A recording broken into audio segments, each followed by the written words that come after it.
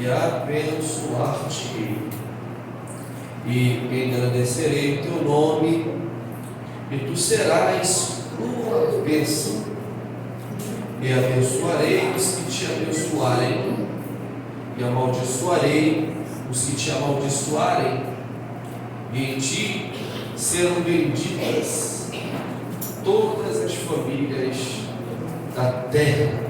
Amém? Você pode dizer graças a Deus? Graças a Deus. Por favor, tome o seu assento.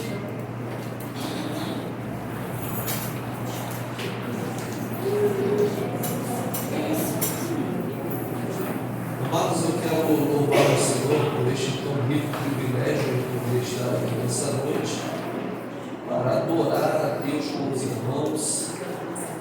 E eu louvo ao Senhor por me permitir regressar a esta casa de oração, e creio que Deus tem falado de uma maneira extraordinária durante estes dias, e os irmãos têm sido alvo da bênção do Senhor por intermédio da sua santa palavra. Eu louvo a Deus porque Deus tem preparado esses dias para que possamos ser edificados pela palavra do Senhor, e eu creio que durante esses dias os irmãos vão de ser abençoados de uma maneira muito extraordinária, e a boa mão do Senhor vai continuar conduzindo os irmãos em triunfo e em vitórias para a glória do nome do Senhor Jesus. Desejo no meu coração que cada um dos amados continue sempre prosseguindo, avançando, progredindo e prosperando em nome do Senhor Jesus. Amém? Quero aqui externar meu agradecimento ao pastor Alexandre. Muito obrigado, pastor, por lembrar de nós e nos dar a oportunidade de estarmos aqui, a toda a sua casa, a sua família. Que Deus abençoe de uma maneira muito poderosa. É bom estar aqui e ver o progresso de tudo que Deus tem realizado neste local, que Deus possa continuar honrando o trabalho de suas mãos, pastor. Eu louvo a Deus por estar aqui nessa noite em família e poder estar acompanhado da minha esposa, Bruna, e do meu filho, Natan, a família que o Senhor tem me dado. Eu glorifico a Deus por isso, por Deus ter me dado uma família abençoada, uma esposa auxiliadora e um filho que é uma bênção para a minha vida. Louvo a Deus pela minha casa, pela minha família, e a palavra do Senhor declara que se nós não tivermos condições de administrarmos o nosso lar, nós não teremos então a condição de cuidar da casa de Deus e das coisas de Deus. Eu louvo ao Senhor, pois o meu primeiro ministério é cuidar da minha casa e da minha família. E é ótimo estar aqui em família, louvar ao Senhor. Eu roubo as bênçãos do Senhor sobre a minha casa. No final você vai encontrar ali os biscoitos abençoadíssimos. Então faz a visita lá, dá uma olhada e adquira. Em nome de Jesus você vai estar colaborando com o nosso ministério e nos dando a condição de continuarmos exercendo a nossa função para a qual o Senhor tem nos ordenado. Irmãos, o texto que nós lemos é um texto que fala do momento em que o Senhor Deus revela-se a Abrão, e o capítulo de número 12 do livro do Gênesis marca uma transição, uma mudança, e a partir de então Deus trata com este homem, faz promessas e muda a história deste homem.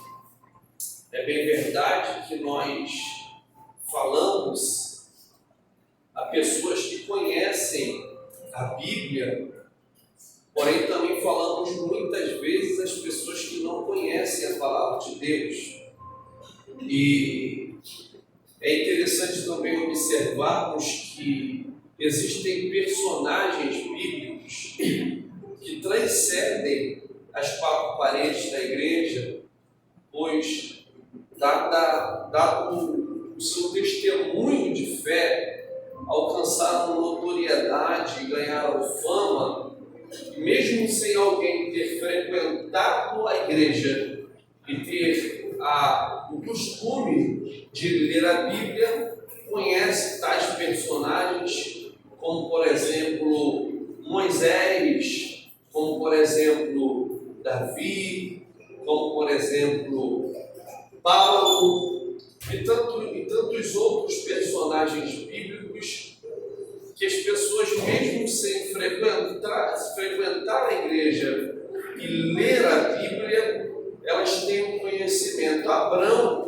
que posteriormente teve o seu nome mudado para Abraão, é um destes personagens bíblicos que as pessoas conhecem sem ter mesmo tido a oportunidade de ler a Bíblia, dado o testemunho de Abraão, que é o pai da fé monoteísta, o homem que Deus separa de uma maneira muito tremenda e muito terrível, e este então, obedecendo a voz do chamado e a palavra do Senhor manifestada em sua vida, vai viver uma vida de milagre, vai viver uma vida abençoada, uma vida de transformação. Mas para chegarmos até o que nós lemos, é preciso nós entendermos um pouco, regressando e compreendendo que do capítulo de número 1 ao capítulo de número 11 do livro do Gênesis, nós encontramos os primeiros relatos, ou os relatos das primeiras coisas que aconteceram e que passaram a existir. No capítulo de número 1, se você estiver com a sua Bíblia em mãos e aberta, você pode acompanhar, pois a Bíblia passa a nos ensinar, no capítulo 1 do livro do Gênesis, que o Senhor Deus cria céus, cria terra e tudo o que neles contém. Deus cria os seres viventes, Deus cria sol, Deus cria lua, Deus cria os animais. É o relato da primeira criação, ou da criação das primeiras coisas. O capítulo de número 2 passa a nos ensinar que o Senhor Deus, após ter formado todas as coisas, vai formar um jardim em um local chamado Éden, jardim do Éden, e ali então Deus põe o homem e a mulher.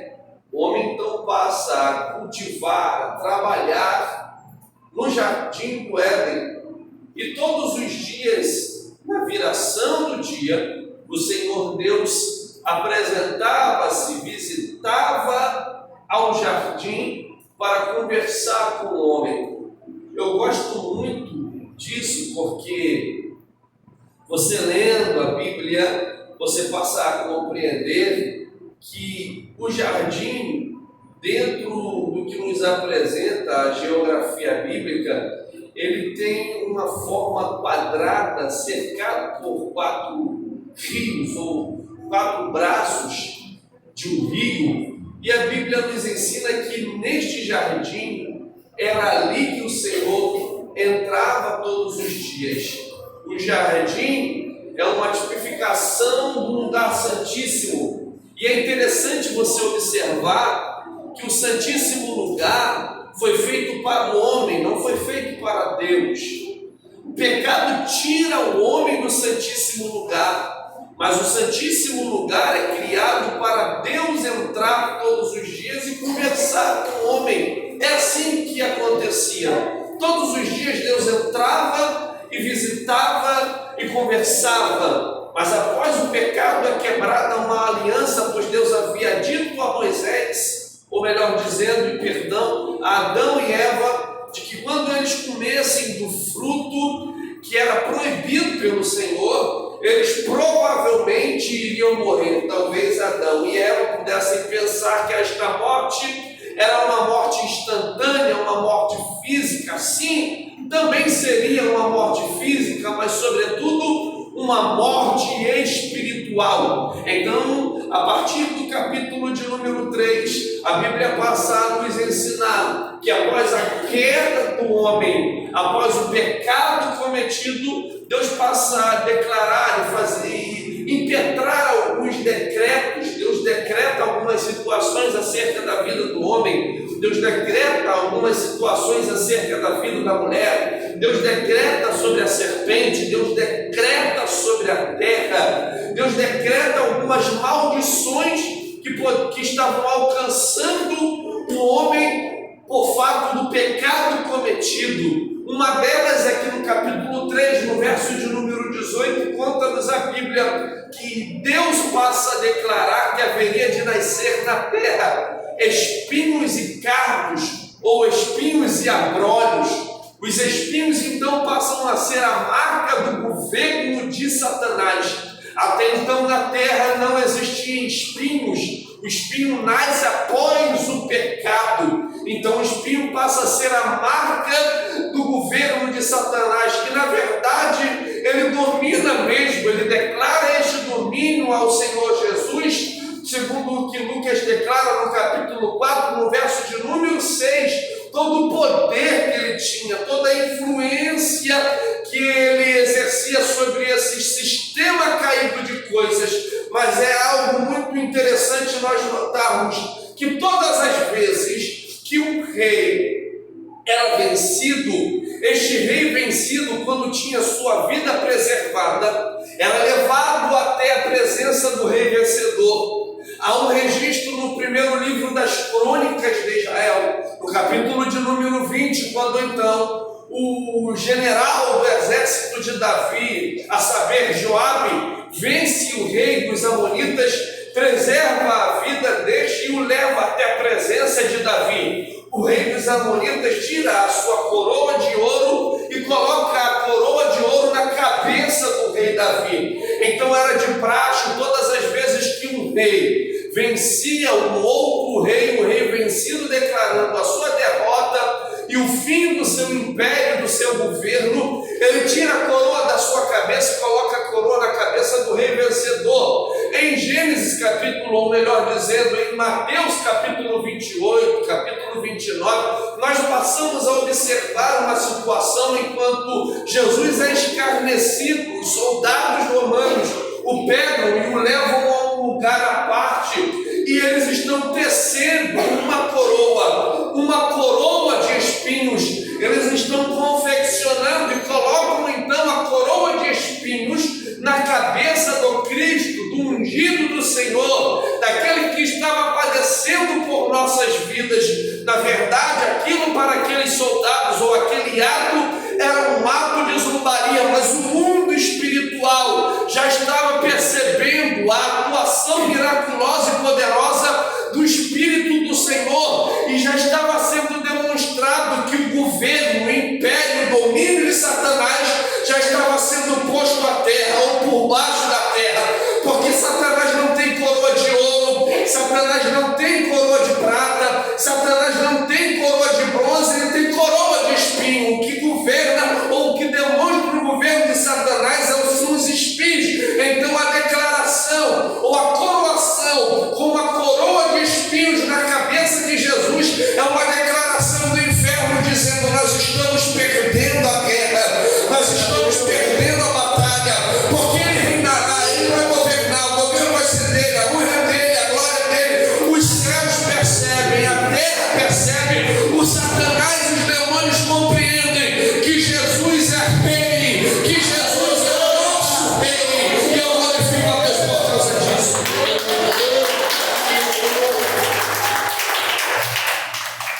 Aleluia.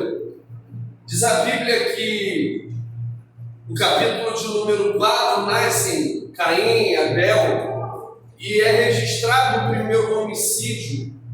Caim leva o seu irmão ao campo e com um sentimento contrário que domina o seu ser, ele tem um ato infame, levanta-se contra o seu irmão e comete o primeiro homicídio. capítulo 5 mostra-nos a genealogia piedosa de Sete, mas o capítulo de número 6 mostra-nos a corrupção do gênero humano. As pessoas haviam se afastado de Deus, de modo que Deus então olha para a terra e deseja punir a humanidade. Em uma figura de linguagem diz o texto que Deus arrepende-se do que havia feito. Mas Deus olha dos céus para a terra e encontra alguém que, em meio a um povo totalmente afastado dos seus desígnios, andava com ele, a saber, Noé. E Deus então o entrega um projeto, e o projeto era que Noé então pudesse erguer, construir uma arca. E Noé, debaixo de uma orientação com o projeto que Deus havia dado, dentro da planta que Deus havia lhe revelado, lhe mostrado, passa a trabalhar. E diz a Bíblia que Noé foi o pregador da justiça. O apóstolo Pedro fala isso. Ele é um pregador da justiça, pois durante os 130 anos em que erguia a arca, ele salientava o juízo de Deus. Jesus passa a dizer que nos dias de Noé casavam-se, davam-se em casamento, era mais ou menos como hoje. Ninguém levava em consideração a palavra de Deus. Mas a Bíblia ainda assim nos declara que após a arca erguida, o Senhor ordena que os animais e toda a família de Noé entrem na arca e envia as águas do dilúvio como uma forma punitiva para aqueles que haviam se afastado dos seus desígnios. Deus fecha a arca, e a arca traz um conceito de preservação, porque o que está dentro da arca, Deus preserva, mas o que está fora da arca perece. E se você notar toda esta questão, ou esta linha de pensamento acerca do que está dentro da arca e do que está fora da arca, você compreende que este pensamento perpassa e chega até o capítulo 2 do livro do Êxodo, quando a mãe Joquebede põe um menino dentro de uma pequena arca, veda a arca com betume, piche, coloca a arca no meio dos juncos, à borda do rio Nilo, fecha a arca. Miriam fica observando e a mãe regressa para casa, pois a mãe tenta preservar o menino dentro da arca. E ela obtém sucesso porque enquanto o menino está dentro da arca, os répteis não tocam, os animais não tocam, os crocodilos não tocam, e ele, enquanto está dentro da arca, é preservado. Esse conceito chega até Êxodo 25, quando agora Deus revela-se a Moisés e diz: Moisés, construa, erga, levante um tabernáculo. E Deus então orienta a Moisés toda a planta do tabernáculo, todos os utensílios que haveriam de ser colocados fora e dentro do tabernáculo, a saber, fora havia o altar do holocausto, onde eram oferecidos os animais em sacrifício a Deus. Fora ou na porta do tabernáculo havia o altar, ou a pia de bronze, onde ali os sacerdotes se purificavam. Dentro do Santíssimo ou do Santo Lugar havia o incensário ou a mesa do incenso, havia o candelabro e a mesa dos pães, mas no Santíssimo Lugar estava a arca da aliança, a arca do concerto, a arca da glória de Deus. Por sobre a arca havia o propiciatório, que com os dois serafins, com as suas asas abertas, eram os protetores da santidade de Deus. Mas dentro da arca, segundo o que está escrito aos Hebreus, capítulo 9, versículo 4, estava a vara de Arão que floresceu, as tábuas do testamento escritas pelo dedo de Deus, mas também ali havia um pote contendo maná. Quando eu li esse texto eu fiquei pensativo, porque pensei que o maná não tinha durabilidade. Enquanto o povo peregrinava pelo deserto, Deus dá uma ordem dizendo: eu vou enviar o maná, e vocês alimentem-se do maná hoje, porque não é para guardar ao outro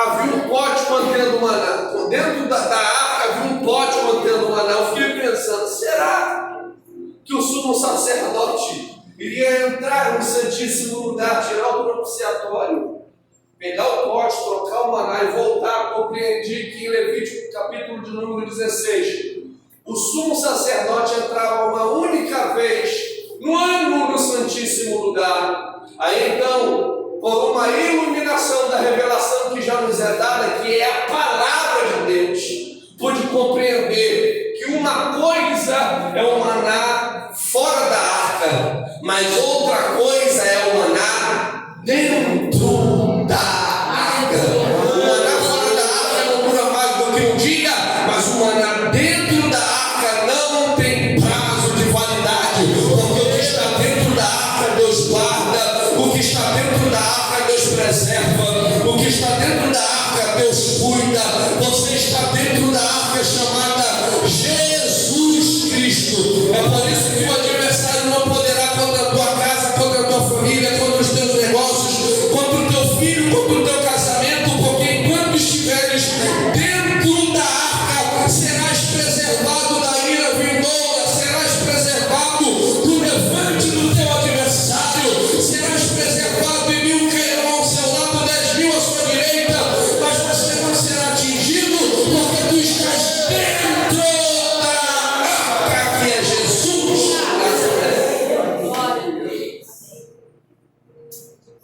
Ele constrói a arca, Deus envia as águas do dilúvio, mas dentro da arca você não vê Deus dizendo, coloca um leme para você, Noé, guiar. Não tinha nada com que Noé pudesse guiar a arca, porque o projeto não é de Noé, o projeto é de Deus. E se o projeto é de Deus, quem vai guiar é Deus. O projeto que Deus elabora, o homem não toca, o homem não mexe, o homem não guia, o homem não direciona. Nós estamos enquadrados naquilo que Jesus, conversando com Nicodemos, declarou, lhe dizendo no capítulo 3 e no verso de número 8, segundo que João relata no seu evangelho, dizendo que aquele que é nascido do Espírito é semelhante ao vento. Nós ouvimos a sua voz, mas não sabemos de onde vem e nem para onde vai. E disse Jesus, assim é todo aquele que é nascido do Espírito. O que Jesus está querendo dizer com isso? Jesus está querendo dizer que aquele que é nascido do Espírito é comandado pelo Espírito, é direcionado pelo Espírito, é impulsionado pelo Espírito. Você não vai segundo o curso desta vida ou deixando a vida te levar e as coisas vão acontecendo. Não, a sua vida é guiada pelo Espírito Santo de Deus. Você está inserido no projeto de Deus, a sua casa está inserida no projeto de Deus. Quem estabeleceu foi Deus, e se Deus estabeleceu, quem guia é Ele, quem direciona é Ele, quem leva é Ele. Você está nas asas do Espírito Santo e Ele te trouxe aqui para te dizer, eu conduzo a sua vida. E talvez você me pergunte, pastor, mas eu estou atravessando uma tempestade tenebrosa. Mas Jesus te trouxe aqui para te dizer, se passares pelas águas, elas não te submergirão. Pastor, estou atravessando pelo fogo. Jesus te trouxe aqui para te dizer, se passares pelo fogo, chama alguma arderá em ti. Eu te sustento e te guardo com a minha destra da justiça. Eu te trouxe aqui para te dizer, eu abro um caminho novo neste deserto para você passar.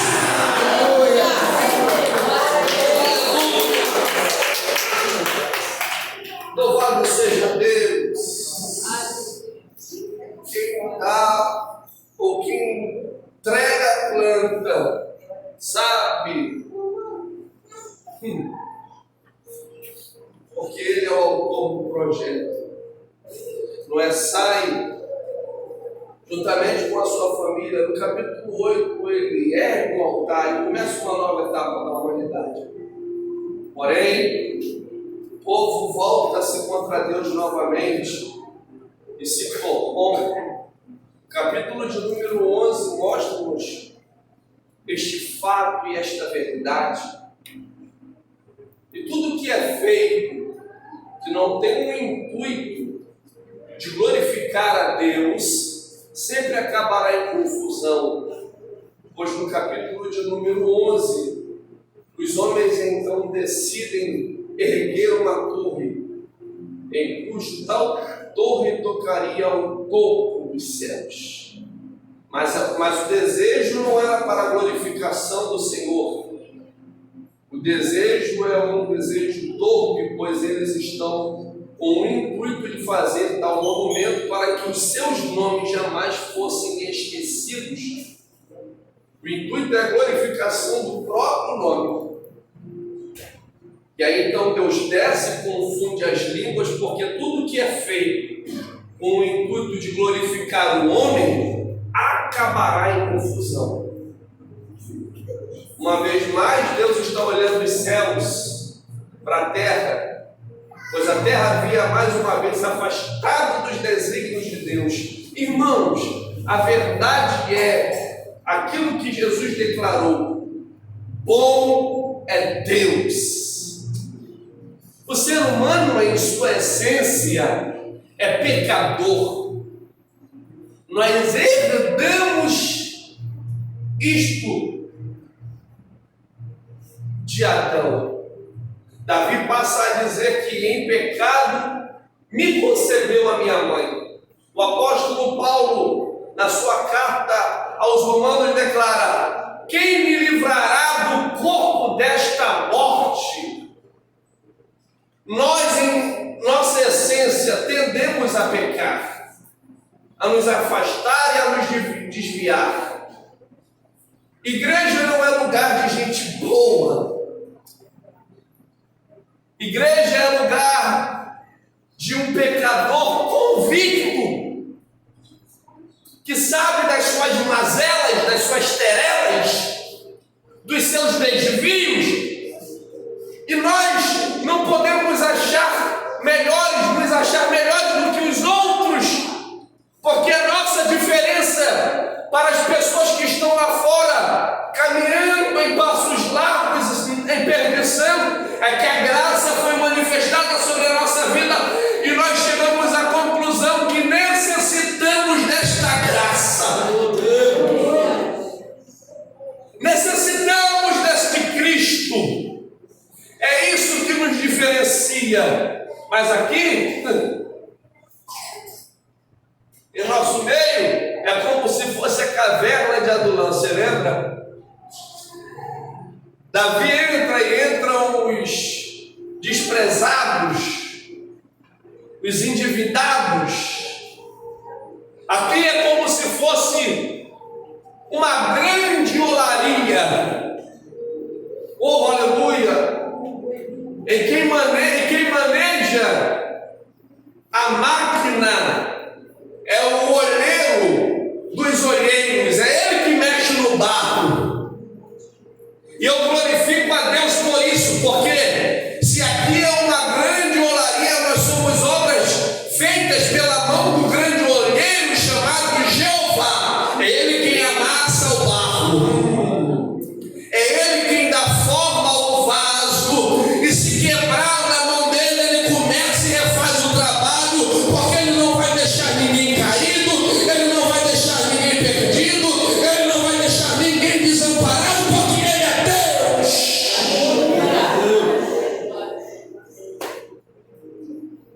E acontece então o capítulo de número 12, onde Deus está mais uma vez olhando dos céus para a terra, e a voz de Deus ecoa ao chamar Abraão. Essa mesma voz transpassou os séculos e continua viva, chamando alguém que no meio de um povo pecaminoso, idólatra e pagão, deseja ouvir o chamado do Senhor e compreender como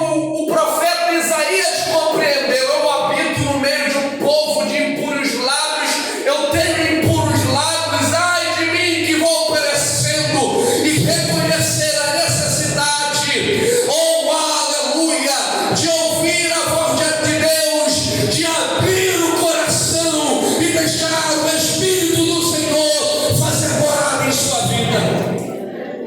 Essa voz continua ecoando, esta voz continua latente, dizendo: eis que estou à porta e bato. Se alguém ouvir a minha voz e abrir a porta, eu entrarei e cearei com ele. Essa voz continua clamando, como a voz de João Batista no deserto, dizendo: arrependei-vos. E Deus então revela-se a Abrão, dizendo: Abrão, saia da sua terra, saia do meio da sua parentela e da casa dos teus pais, para a terra que eu lhe mostrarei. A voz de Deus ecoa ao coração de Abrão com um chamado que arde em sua alma. A partir do versículo 2, então Deus passa a lhe fazer promessas, mas a ordem é: primeiro Deus chama, depois Deus promete. E esta é a ordem das coisas. Primeiro Deus chama e depois Deus faz promessas. Por quê, pastor? Porque Deus não quer que nós o sigamos e o sirvamos pelas promessas que nos são entregues, ou por aquilo que Ele pode fazer. Deus quer que nós o sigamos e o sirvamos por aquilo que Ele é. E Ele é grande, poderoso, majestoso, glorioso, tremendo, justo, fiel, poderoso, onipotente, onisciente, onipresente, digno de honra, porque é longânimo, tardio em graça e misericordioso. Ele é Deus, Jeová Jireh, Jeová Rafá, Jeová Tsidkenu, Jeová, o que peleja, o que guerreia, o que trabalha. Ele é grande, Ele é tremendo, Ele é maravilhoso. Ele conta e chama as estrelas pelo nome. Oh, glória a Deus pela grandeza do Senhor. Ele é tremendo. A Bíblia declara que Ele é tão grande que é nuvem, é um pó do pé de Deus. Deus é tão grande que a terra é o seu estrado. Deus é tão grande que neste instante Ele está sentado num trono coberto de glória, e os serafins, tomados pela sua grandeza, passam a clamar uns aos outros, dizendo: Santo, Santo, Santo, toda a terra está cheia da sua glória.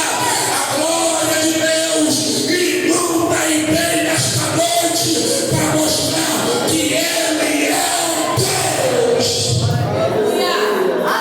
Ele é grande, é tremendo. Por isso Ele se revela e primeiro Ele chama. E o chamado de Deus é feito sob algumas condições, pois na verdade, as bênçãos do Senhor, elas são condicionadas às nossas atitudes. No capítulo 1, no verso 19 do livro 2, o profeta Isaías escreve, diz a palavra de Deus: se quiserdes e me ouvirdes, comereis o melhor desta terra. O comer o melhor da terra está condicionado a ouvir, a obedecer a Deus. As promessas ou chamada condicionada às nossas atitudes. E Deus estabelece alguns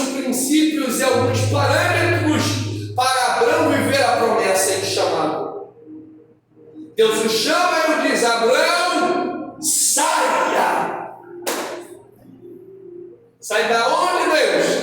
Da sua terra e do meio da sua parentela. Porque para vivermos o chamado de Deus, nós iremos precisar romper com alguns lugares. E só vive quem rompe. Só passa a ter a experiência aquele que tem a coragem de romper com alguns lugares que Deus já tem direcionado e orientado, dizendo: você já não pode mais entrar, você já não pode mais conviver neste lugar, você já não pode mais participar deste ambiente. Não, existem lugares que nós não podemos mais estar. Para vivermos o chamado de Deus, nós precisaremos ter coragem e fé o suficiente para dizer não a alguns lugares, não a algumas terras, não a alguns ambientes que já não nos pertencem e não combinam mais com o nosso novo estilo de vida em Cristo Jesus. Deus trouxe alguém aqui porque Deus não fala com banco, Deus não fala com parede, Deus não fala com ventilador, não Deus fala com gente. E alguém precisa ouvir esta palavra nessa noite que diz: você precisará romper, você precisará bater e tirar a poeira dos seus pés e dizer: neste lugar ou neste ambiente eu não entro mais, estas práticas já não mais me pertencem. O chamado de Deus para a sua vida requer uma separação de alguns lugares, de alguns ambientes que podem sim nos influenciar negativamente, tentar manchar a nossa fé diante do Todo-Poderoso Deus. Eu trouxe alguém aqui para te dizer: vai embora, se despede, rompe com alguns lugares, porque você precisa viver o seu chamado. Você precisará romper com lugares e com pessoas. Saia do meio da sua parentela. É romper com algumas pessoas. Algumas pessoas que já não fazem bem. Algumas pessoas que se tornaram tóxicas. Tóxicas para a sua fé. Tóxicas para a sua conduta. Tóxicas porque com as suas experiências frustradas, elas dizem: olha, eu casei, não casa não, porque eu casei e me arrebentei, você também vai se arrebentar.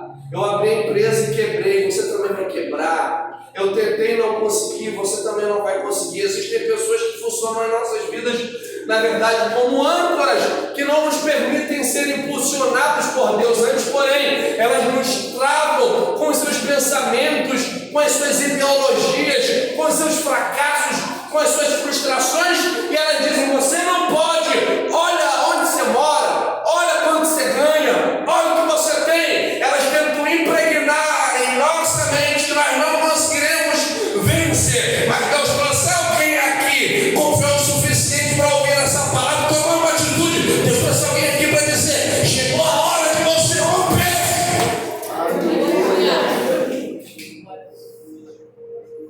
Você vai ter que ter fé.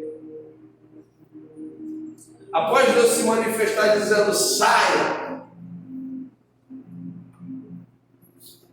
aí então Deus passa a fazer promessas. E são 7 promessas que Deus faz a Abraão. Quantas promessas, irmãos? 7. Quantas promessas, irmãos? 7. 7 promessas. Farei de ti uma grande nação. Abençoar-te-ei. Engrandecerei o teu nome e tu serás uma bênção. Abençoarei os que te abençoarem. Amaldiçoarei os que te amaldiçoarem. E em ti serão benditas todas as famílias da terra. Glória a Deus. 7 promessas. Quantas promessas? 7 promessas. Na verdade, nós não temos tempo hábil para falar sobre todas as promessas. Mas eu falo pelo menos de uma. Você quer ouvir, diga amém. Amém. A primeira promessa que Deus fala ou faz a Abraão é: farei de ti uma grande nação. Oh, que promessa! A promessa é grande, a promessa é tremenda, a promessa é forte, a promessa abala as estruturas. Para pensar. Imagina Deus chegando para alguém e dizendo: vou fazer de você uma nação. Deus está dizendo para o homem: de ti irão proceder reis. Eu vou levantar um povo através de você. É uma coisa muito forte. O nome de Abraão jamais será esquecido. A promessa é muito poderosa, a promessa é muito forte, a promessa é muito tremenda. É Deus dizendo: eu vou marcar a tua vida, eu vou fazer de você uma grande nação, Abraão. Só que quando passamos a observar a promessa, humanamente falando, a promessa soa como algo inatingível, como algo inalcançável. Por quê, pastor? Porque o verso de número 4 diz: assim partiu Abraão como o Senhor lhe tinha dito. Foi logo com ele, e era Abraão da idade de 75 anos, quando saiu de Arã. Deus não está prometendo um menino de 12 anos. Deus não está prometendo a um jovem em pleno vigor aos seus 18 anos, a um homem de meia idade. Não, Deus está prometendo ao Senhor um idoso de 75 anos de idade. Com um agravante, no capítulo de número 11, no versículo de número 30, o texto diz: e Sarai foi estéril e não tinha filhos. Deus está prometendo para um homem de 75 anos de idade, que é casado com uma senhora 10 anos mais nova, sabia, 65 anos. E esta senhora de 65 anos, além de ser uma senhora de idade avançada, ainda assim não tinha condições alguma de gerar filhos. A promessa é forte, a promessa é tremenda, a promessa é poderosa, mas quando a analisamos humanamente, passamos a compreender que parece ser inalcançável e inatingível. Por quê? Porque todas as vezes que Deus nos faz uma promessa, nós olhamos para dentro de nós e passamos a tentar enxergar em nós algo que possa contribuir, colaborar, corroborar para com o cumprimento desta promessa. Aí a gente passa a observar quanto eu tenho no banco para isso se cumprir na minha vida. Quantos anos eu tenho para isso se cumprir na minha vida? Aonde eu moro para isso se cumprir na minha vida? E aí que vem a frustração, porque olhamos para todos estes pormenores que nos ladeiam e nos cercam e passamos a compreender que em nós não existe estrutura, capacidade e nem poder para conseguirmos ver a promessa ser concretizada em nossa vida. E aí então nos lamuremos, e aí então sofremos, e aí então dizemos: Deus está brincando comigo, porque nós estamos olhando a promessa de maneira humana. Mas aí então o texto é poderoso, pois no versículo de número 1, no capítulo de número 12, o texto diz: ora, o Senhor disse a Abraão, o Senhor disse a Abraão, o Senhor disse a Abraão. Parece inalcançável, parece inatingível, mas quem prometeu foi Deus. E se Deus prometeu, te prepara, porque Ele vai mover o céu e a terra para a promessa ser concretizada em sua vida.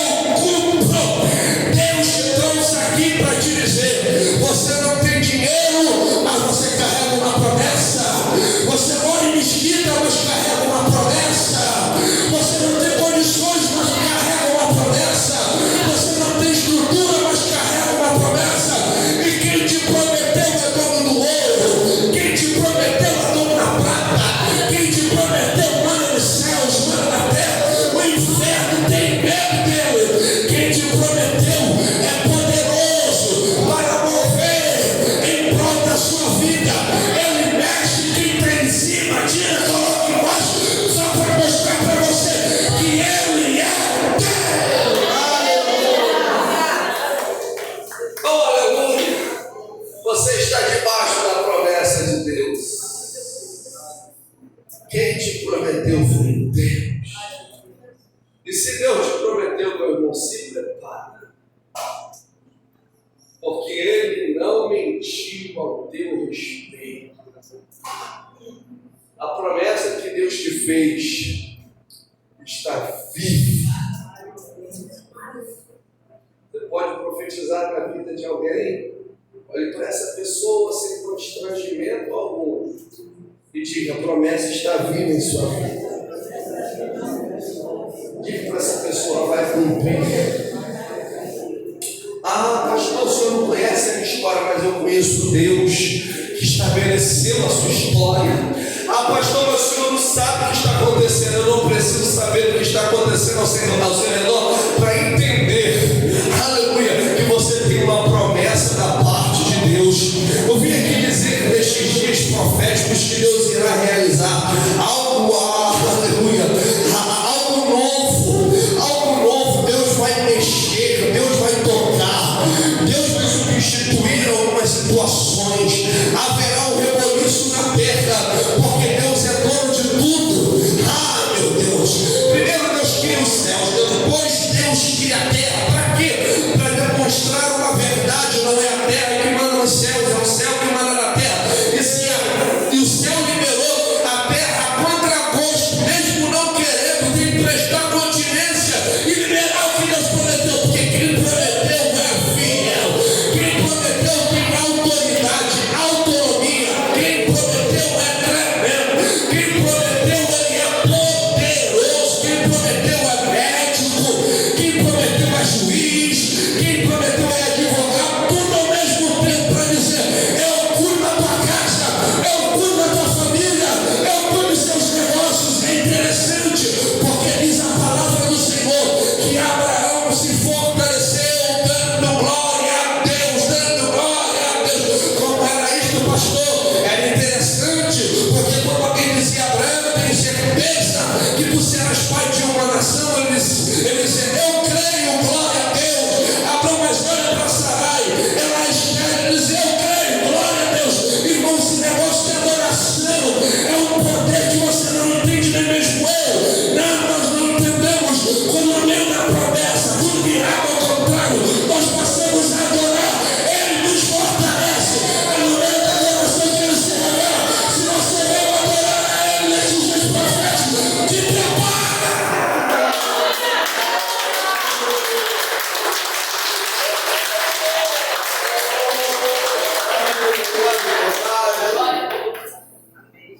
Deus vai fazer e vai fazer uma coisa nova. É inaudito, infalível. Oh, irmãos, nós estamos debaixo da palavra de Deus. E Jesus declarou em Mateus capítulo 4, versículo 4: nem só de pão viverá o homem, mas de toda a palavra que procede da boca de Deus. Mateus 24, 35 disse Jesus: passaram os céus, passaram a terra, mas as minhas palavras não hão de passar. Jeremias capítulo 1, versículo 12, disse Deus a Jeremias: o que você vê? Ele respondeu dizendo: vejo uma vara de amendoeira. Disse Deus: viste bem, eu velo sobre a minha palavra para a fazer cumprir. Aleluia. Isaías capítulo 40, versículo 8, que é: as flores secam-se as ervas, mas a palavra do Senhor, esta permanece para sempre.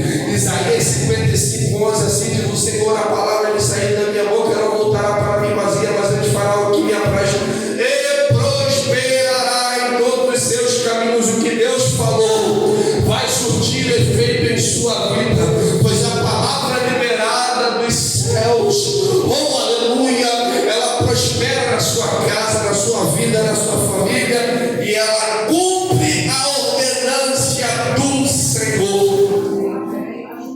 Você está debaixo de uma palavra. Paulo aos Romanos declara que Abraão em esperança criou contra toda esperança. Quando tudo dizia que não, Abraão acreditava naquilo que Deus falou.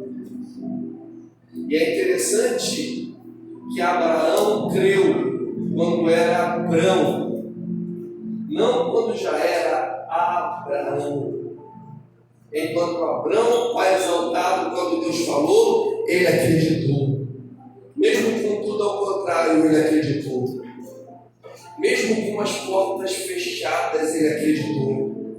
Mesmo parecendo inalcançável, inatingível, ele acreditou. Mesmo com a sua esposa estéril, ele acreditou. Mesmo sendo um homem idoso, ele acreditou. Mesmo com as circunstâncias adversas, ele acreditou. Mesmo não tendo boa saúde, ele acreditou. Mesmo não tendo os recursos, ele acreditou. Porque o que faz a diferença não é o carro, isso é forte, irmão. Não é o carro que você dirige, não é o valor que você tem em sua conta bancária e tampouco aonde você reside. O que faz a diferença na hora do vamos ver, aleluia, é a sua fé. Fique de pé, eu termino agora.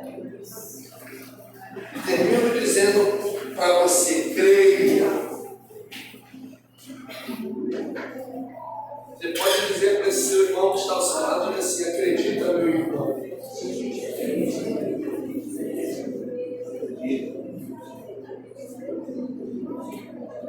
Irmãos, quem viver, verá. Aquilo que Deus falou ser concretizado em sua vida. Há no meio da multidão pessoas que riem, que desprezam. Bate no peito assim, bate no peito e diz assim, eu sou alvo das promessas de Deus. E elas vão se cumprir em sua vida. Você vai contar a vitória. Como a nossa irmã veio testemunhar, você também vai testemunhar. O milagre vai acontecer em sua casa. O milagre vai acontecer em sua família. Você vai viver o bem de Deus ainda nesta terra. Oh, aleluia! E vai gozar das maravilhas do Senhor. Te prepare. Porque está chegando o momento de Deus em sua vida. Feche seus olhos, eu quero orar por você.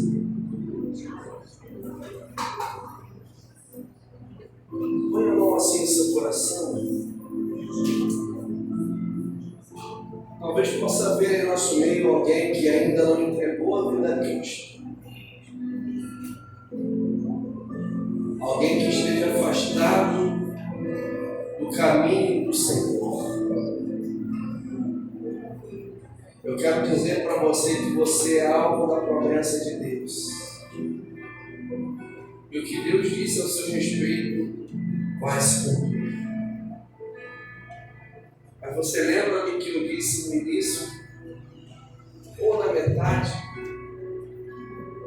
Abraão precisou romper com algumas coisas. Assim também é a nossa vida. Se você deseja viver o melhor de Deus, você precisa romper com o passado.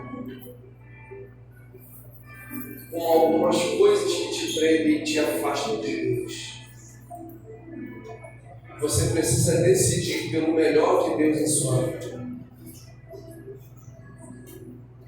O melhor de Deus é o próprio Deus.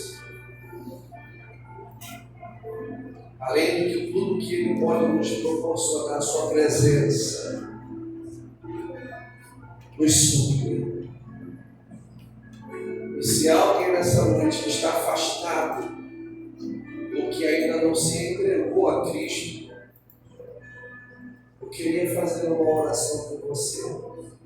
Se você deseja nessa noite entregar a sua vida ao Senhor, voltar para um lugar da onde jamais você poderia ter saído, eu queria que você levantasse uma das suas mãos e eu estaria orando pela sua casa, pela sua vida e pela sua família.